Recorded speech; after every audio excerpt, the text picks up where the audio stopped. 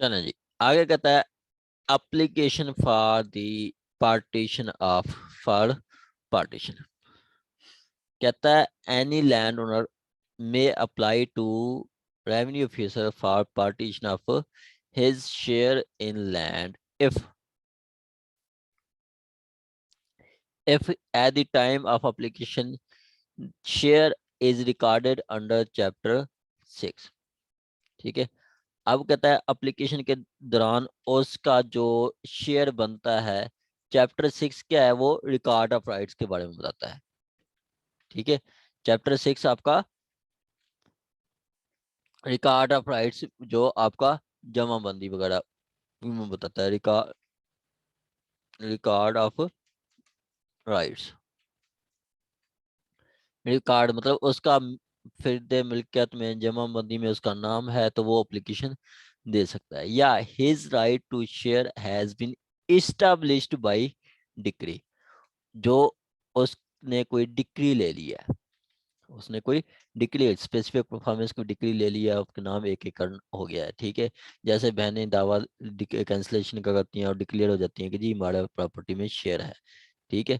ये या कोई और तरीके से, ठीक है, कोई या फिर वो कहता है या फिर आपका return acknowledgement of that right has been executed by all person interested. ठीक है। इन एडमिशन और डिनाइल। ठीक है।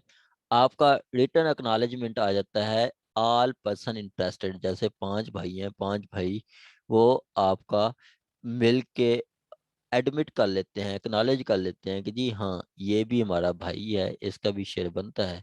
तो ऐसी सूरत में वो पर्सन जिसका राइट बनता है किसी जमाबंदी में है कि डिग्री के तहत या एडमिशन के तहत एक्नॉलेजमेंट के तहत, वो अप्लीकेशन दे सकता है अपना शेयर को पार्टीशन के लिए, तकसीम करने के लिए। किसको? रेवेन्यू ऑफिसर को, for partition of his share, अपने शेयर की वो आके अप्लीकेशन दे सकता है कि जी ये मेरा शेयर मुझे सेपरेट कराया जाए। आगे कहता है 135 के partition in case of inheritance.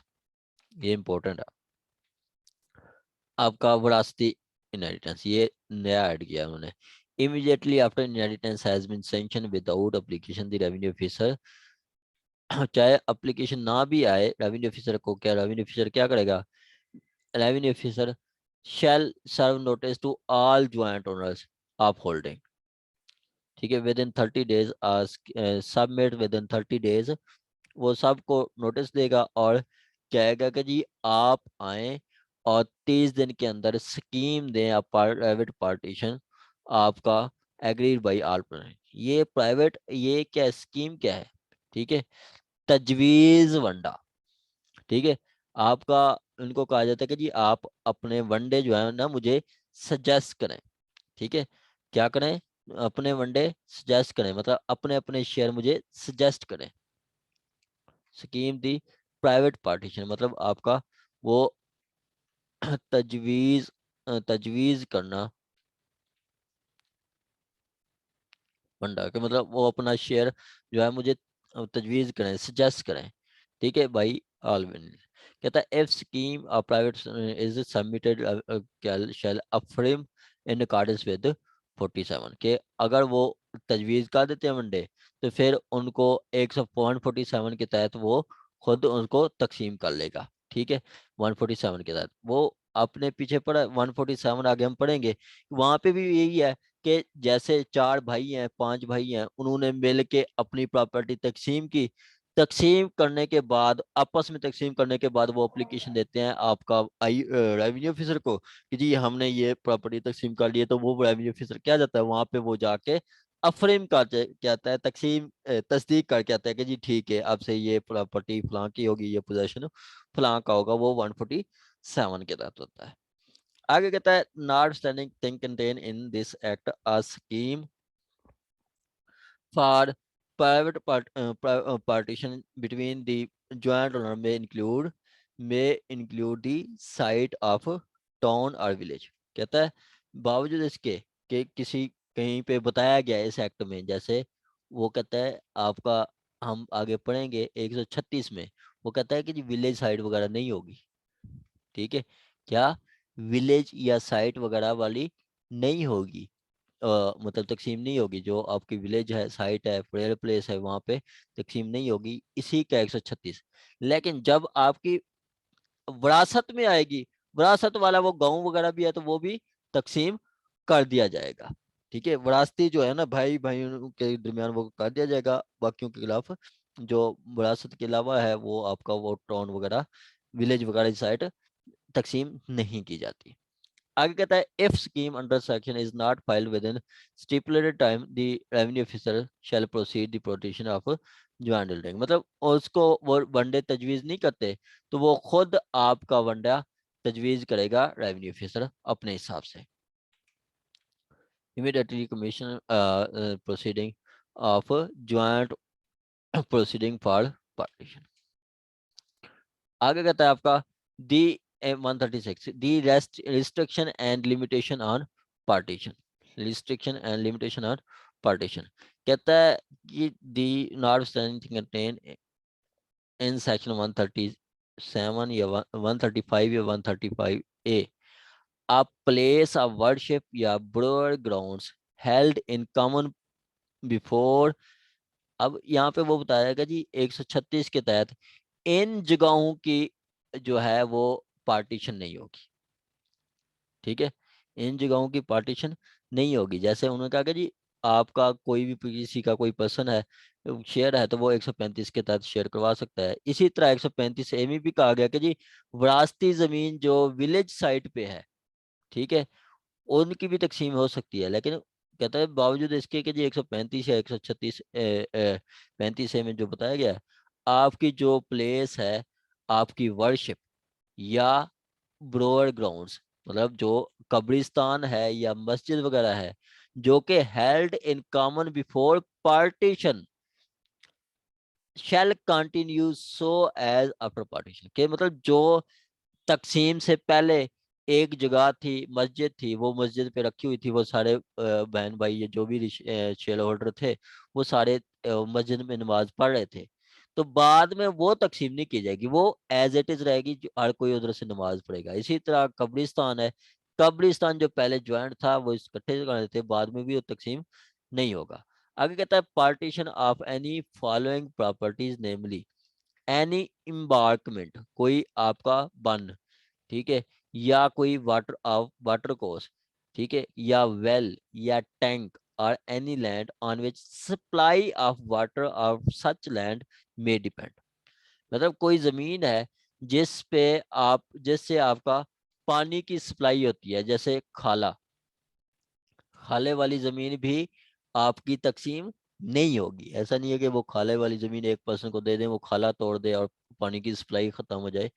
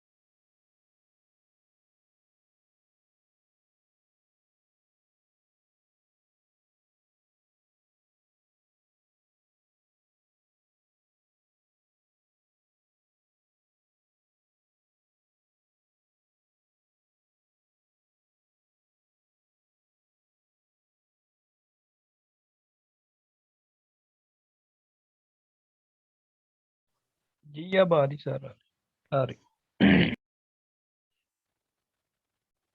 चले, ठीक है, वो तंगी कर रहा है। चले जी, आगे जी आपका मंथली के आपका वो जब एप्लीकेशन आ गई, उन्होंने देखा कि जी तकसीम होने वाली है, जैसे अदील अहमद ने एप्लीकेशन दी, उन्होंने कहा देखा कि जी ये ज़मीन जो है, एक तो अदील अहमद का शेयर बनता है, जमाबंदी में इनका नाम है, दूसरा ये ज़मीन एग्रीकल्चर है, और ये कोई परेड प्लेस नहीं है, ना ही ये आपका बुरेड़ प्लेस है, ठीक है, ये ज़मीन विलेज साइट वाली भी नहीं है, तकसीम होने वाली है। तो ये क्या करेगा रेवेन्यू ऑफिसर, वो नोटिस देगा बाकी पर्सन्स को, ठीक है, on the receiving application, and if it is order and not objection on the face, it shall fix the day of hearing। वो डे ऑफ फिक्स हेयरिंग कर देगा, मतलब बता देगा कि जी ये डेट है। और cause notice to application of so fixed served as co-sharer को नोटिस किया जाएगा जो आपका एप्लीकेशन में ऐसा नहीं है, ठीक है, उनको नोटिस किया जाएगा कि जी आप आए और सुने। आगे कहता है if he thinks fit that proclamation be issued, और जहाँ पे उसको लगता है कि जी प्रोक्लेमेशन ज़्यादा है, तो वो आपका प्रोक्लेमेशन वो 26 वाला प्रोक्लेमेशन दे सकता है, वो प्रोक्लेमेशन दे सकता है, ठीक है। आगे वो कहता है आपका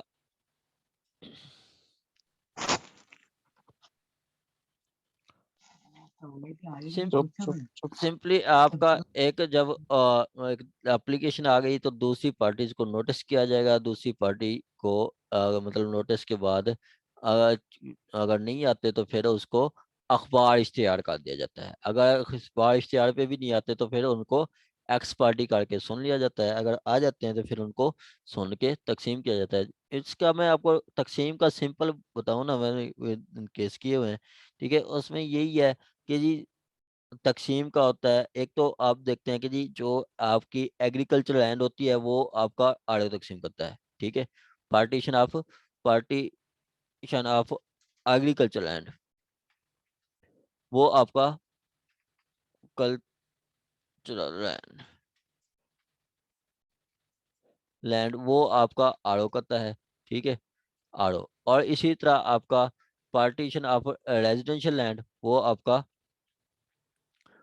सिविल कोड करती है, ठीक है।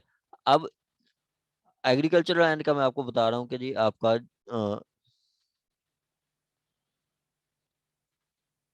एग्रीकल्चर लैंड, और ये आपका ये रेजिडेंशियल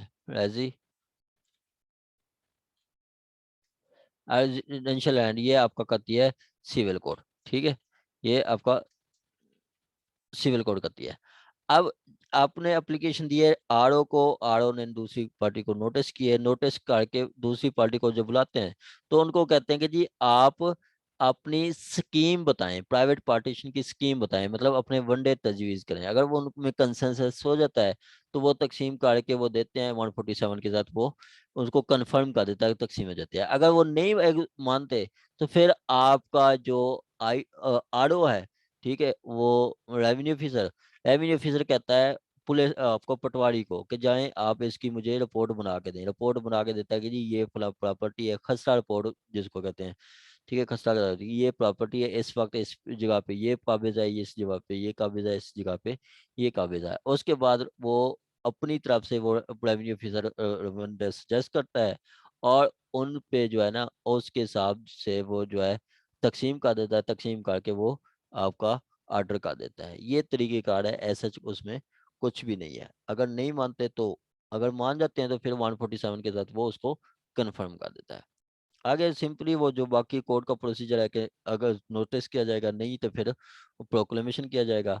आगे हमने देखा है कि जी ये आपका 110 आपने देखा है क्या है 110, पार्टी को ऐड करना। अगर एक पार्टी को ऐड नहीं किया गया, जैसे 5 भाई थे, एक बहन थी, 5 भाइयों ने, एक भाई ने 4 भाइयों के खिलाफ दावा तो कर दिया है, बहन को ऐड ही नहीं किया, तो कल को वो जो बहन है वो 135 की एप्लीकेशन दे के उसको ज्वाइन कर सकती है, और 138 की एप्लीकेशन देकर उसको ज्वाइन कर सकते हैं। कहता है on the day under section 177, मतलब नोटिस के बाद, ठीक है, हेयरिंग ऑफ एप्लीकेशन और any other day on which hearing adjourned, revenue official shall ascertain whether any of the other co-sharer desire the partition of sharer also, and if any of them desire, he shall add him as a applicant for partition. ठीक है, वो क्या करेगा, वो shall add, he shall add, revenue officer उसको लाजमी add करेगा। अगर कोई एप्लीकेशन देता है ऑडिशन के लिए तो उसको एप्लीकेशन देकर उनको सुनाया जाएगा एडिशन ऑफ पार्टी। ठीक है, क्या addition of party, one time है कि एडिशन डिलीशन या आपका ट्रांसपोजिशन ऑफ पार्टीज। आगे क्या जी 140 के procedure on admission of application. कहता है revenue officer shell ascertain the question if any in dispute between any of the question interested in partition of holding distinguishing him the question as to title of property। ठीक है, कहता है revenue officer वो ascertain करेगा question जो इनके dispute है interested वगैरह, ठीक है, वो होल्डिंग के या वो कोई होल्डिंग होती है आपकी जमीन के। ठीक है,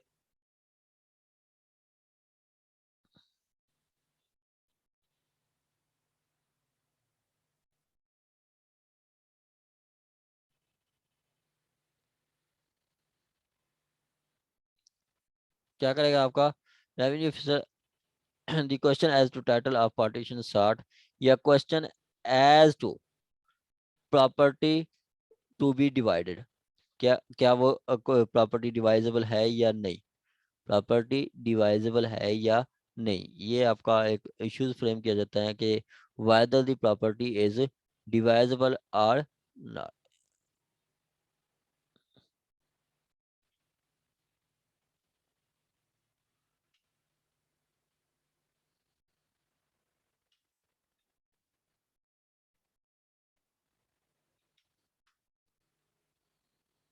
ये देखें, ये आपका पोजेशन, ये पार्टीशन है, कहते हैं वो ये इशू फ्रेम किया जाता है whether the property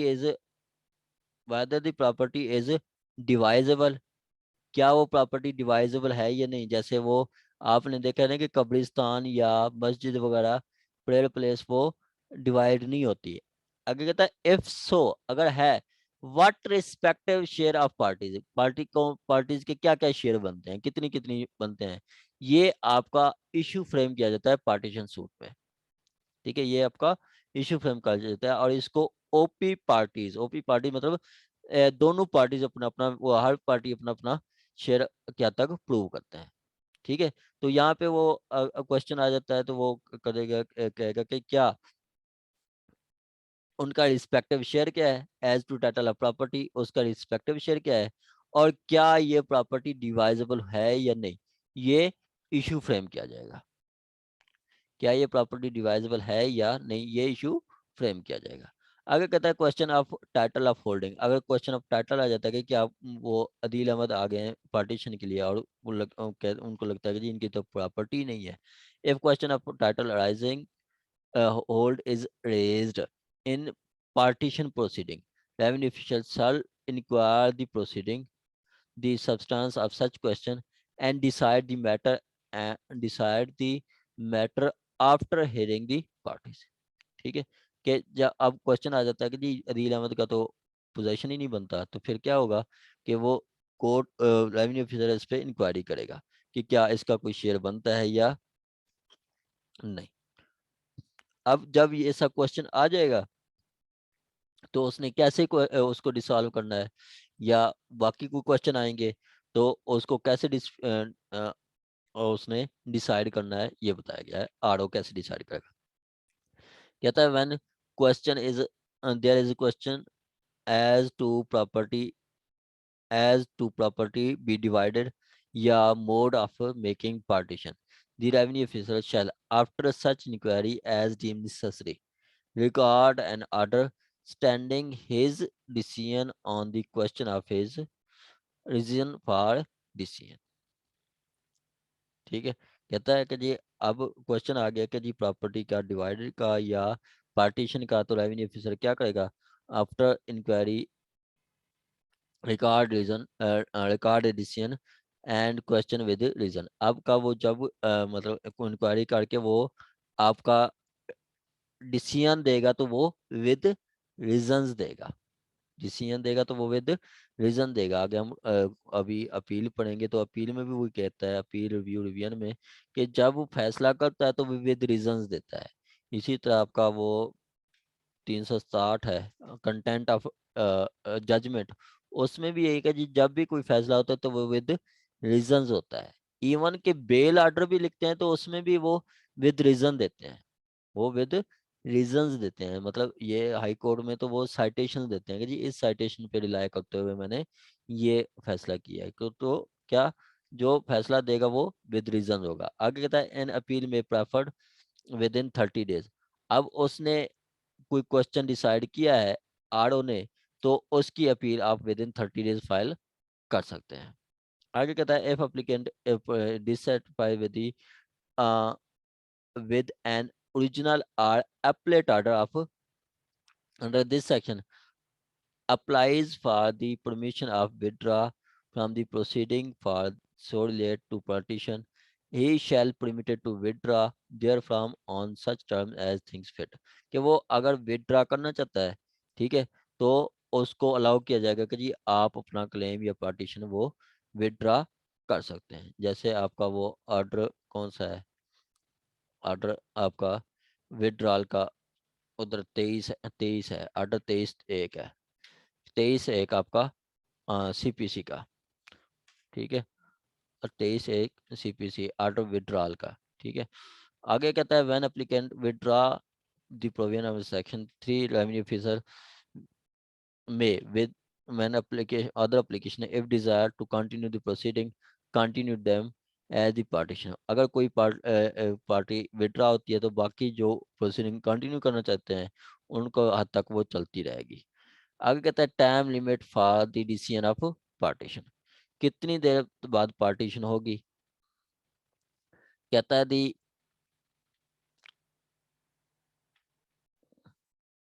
The revenue officer shall decide the case of partition within a period of 180 years। मतलब आपका 6 महीने में डिसाइड करना होगा, ठीक है। कितनी, from the date of application, from the date of application कितनी, 6 मंथ,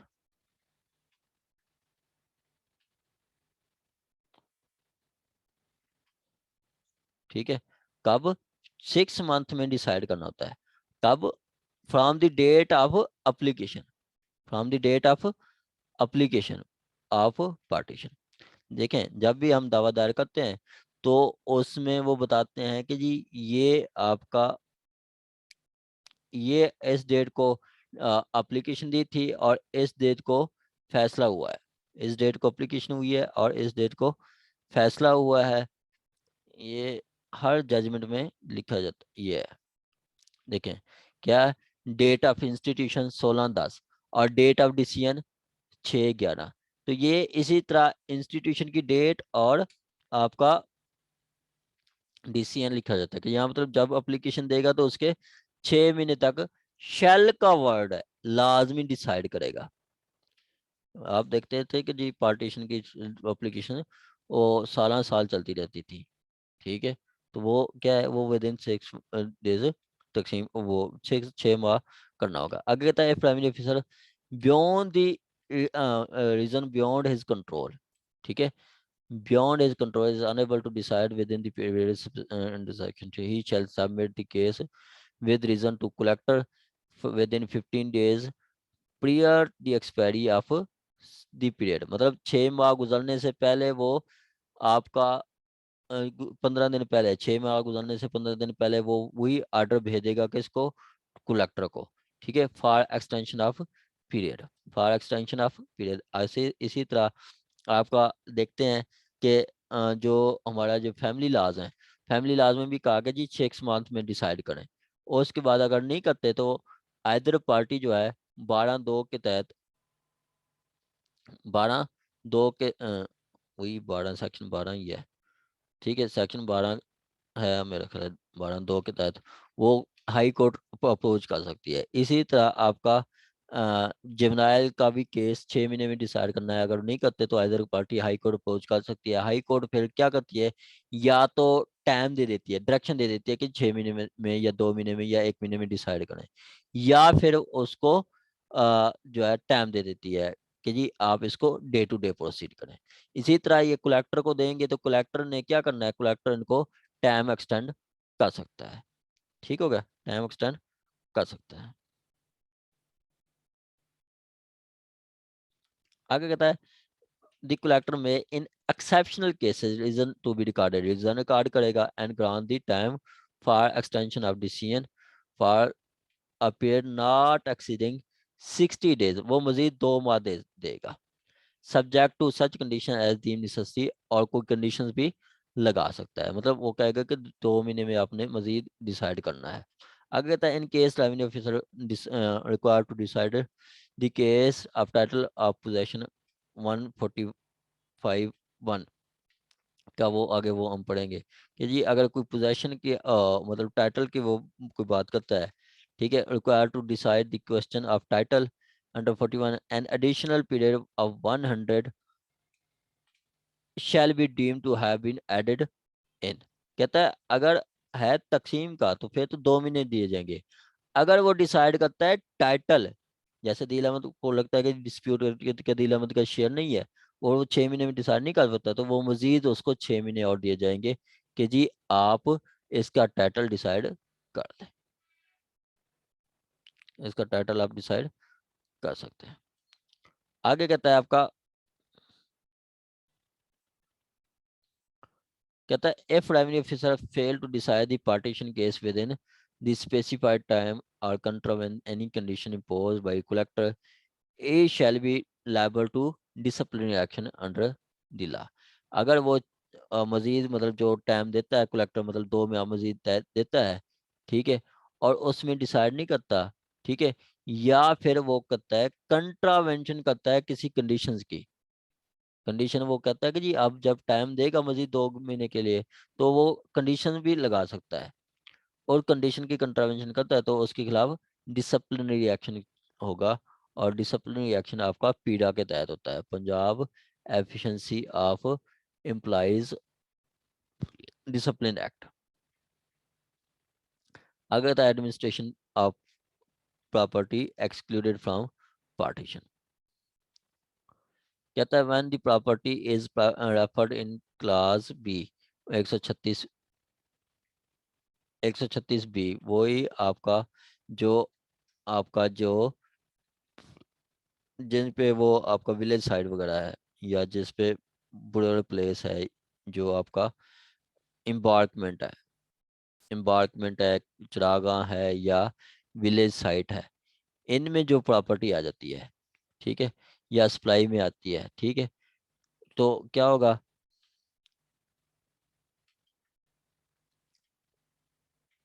कहता है when property reference is excluded from partition, partition से एक्सक्लूड आ जाते हैं, मतलब विलेज साइड ही थी उसको पार्टीशन नहीं की उसकी, वो चरागा था पार्टीशन नहीं हुई, या कोई पानी का रास्ता था, खाला वगैरह था उसकी जो है पार्टीशन नहीं हुई, तकसीम नहीं हुई, तो क्या होगा, revenue officer may determine the extend to which to and minor in which co-sharer and other person interested may make use thereof। ठीक है, जब इस्तेमाल नहीं करेगा तो वो डिटरमाइन कर देगा कि जी ये खाला किसने कौन कौन इस्तेमाल कर सकता है, ये जो रास्ता है कौन कौन इस्तेमाल कर सकता है, ये विलेज की साइड जो है इस पे जो किस किस का राइट बनता है, इस पे किस किस का राइट बनता है, ये इसमें वो बताएगा। आगे कहता है the proportion in which expenditure incurred therein and profit derived there are respectively are borne and divided among the person those person any of them। ठीक है, कहता है कि जी उस आपका जो विलेज साइट है उससे जो प्रॉफिट आएगा, ठीक है, या उस पे कोई अगर कोई तकसीम किया गया, या कोई उस पे कोई नुकसान है या कोई कास्ट वगैरह है, तो उसको कैसे तकसीम किया जाएगा उसके बारे में भी रेवेन्यू ऑफिसर बताएगा। 144 कहता है distribution of revenue and rent after partition.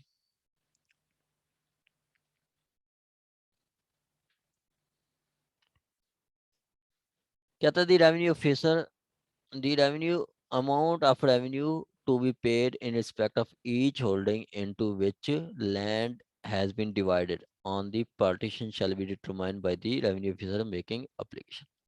ठीक है, कहता है आपका जो रेवेन्यू होगी, amount of revenue with respect of holding in which land has been divided on partition shall be determined by revenue. अब देखें 3 एकड़ थी प्रॉपर्टी, 3 एकड़ पे गंदम लगी हुई थी, ठीक है। अब वो प्रॉपर्टी तकसीम हो गई, ठीक है। अब उस पे जो गंदम थी या उस पे जो प्रॉफिट था उसको कैसे तकसीम किया जाएगा, ये आपका रेवेन्यू ऑफिसर ने बताना है, ठीक है। वो रेवेन्यू ऑफिसर ने बताना है कि जी उससे किस किस को कितनी कितनी पे किया जाएगा, ये रेवेन्यू ऑफिसर बताएगा। उस हद तक जो मतलब उस टाइम पार्टीशन के दरमियान हुआ है, उसके बाद तो वो जिसका जितनी शेयर बनता है, जो जहां जहां जो जिसका कोई शेयर आएगा वो वहां वहां तक होगा, ठीक है। उससे पहले जो तकसीम हो रही थी उसका फिर वो उसने बताना है आपका लैंड ऑफिसर ने, लैंड रेवेन्यू ऑफिसर ने, वो रेवेन्यू ऑफिसर ने बताना है कि जी किसका कितनी किसको कितनी मिलना है। आगे था decision revenue officer under subsection 1 as to paid the revenue to be paid in respect of each holding shall where the state in which holding is situated is subject to fixed assessment to be made under section 161. Under 161 वो आपका कहता है कि जी अगर आपका fixed assessment है तो उसको 151 के साथ डिसाइड किया जाएगा। इसका मैं लिखा हुआ है 161 आपका वो पर एकड़ के हिसाब से बताता है। 161 आपका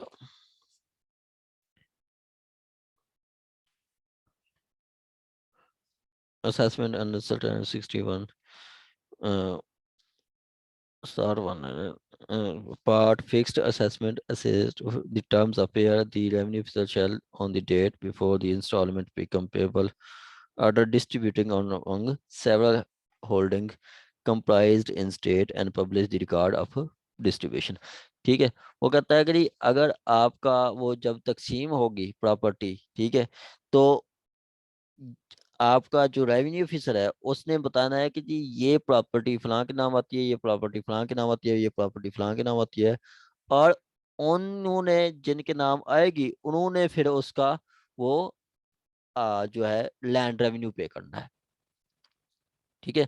वो state fixed assessment be deemed to be ordered under subsection 6. The decision of revenue officer under subsection 1, the revenue officer the revenue to be paid in respect of each holding where the state is situate subject to fixed assessment to be determined to be deemed to be ordered under section। मतलब वही आपका वह start 1 के तहत है कि जी जब property तकसीम होती है तो वो आपका रेवेन्यू ऑफिसर बताता है कि जी इस प्रॉपर्टी में आपने इस पर्सन का इतनी बनता है, मतलब फिक्स्ड वो बता देता है कि जी इस पर्सन का इतनी बनता है, उसने इतनी पे करना है, मतलब असेसमेंट बता देता है स्टार्ट 1 के तहत। वो एक अमाउंट बता देता है कि जी आपके पास इतनी प्रॉपर्टी है और आपने इतनी लैंड रेवेन्यू देनी है। कहता है where new state has been created at partition and the land revenue has fraudulently or erroneously distributed among them, the Board of Revenue may, within the 12 years from the date of discovery of fraud or error, or order the new distribution of land revenue among several states and on the estimate of the asset of state of time of partition be made conforming to the best evidence and information procurable respecting the same। ठीक है, simply अगर वो कहता है कि तकसीम जो है वो सही नहीं की गई, ठीक है, और वो जो लैंड रेवेन्यू के हिसाब से भी जो तकसीम है वो फ्रॉडुलेंटली हुई है, इरोनियसली हुई है, तो आपका बोर्ड ऑफ रेवेन्यू के पास अथॉरिटी है कि वो 12 सालों तक, ठीक है, जब वो भी पता चलता है 12 साल तक, तो वो उसको दोबारा री डिस्ट्रीब्यूट करेगी और अमंग डिस्ट्रीब्यूटर को वो बताएगी कि जी ये प्रॉपर तकसीम बनती थी, ये तकसीम ऐसे होगी। सिंपली आपका यहाँ पे वो बता रहा है कि जी एक तकसीम जो कि उनको लगा है कि जी अदील अहमद का शेयर बनता था 2 एकड़ और इनको दे दिया गया 3 एकड़, ठीक है। तो बाद में 12 साल तक अगर कोई वो जब फ्रॉड का पता चलेगा तो रेवेन्यू ऑफिसर के डायरेक्शन से वो दोबारा उनको तकसीम किया जाएगा और बताया जाएगा कि जी ये आपकी इतनी बनती है और लैंड रेवेन्यू आपने इतनी देना है। आगे 145 कहता है कि जब तकसीम हो जाएगी तो एक डॉक्यूमेंटेशन होगी इसकी, वो हर किसी को डॉक्यूमेंटेशन इंस्ट्रूमेंट होगी, डॉक्यूमेंटेशन रिटर्न, जो डॉक्यूमेंट होता है उसको इंस्ट्रूमेंट कहते हैं।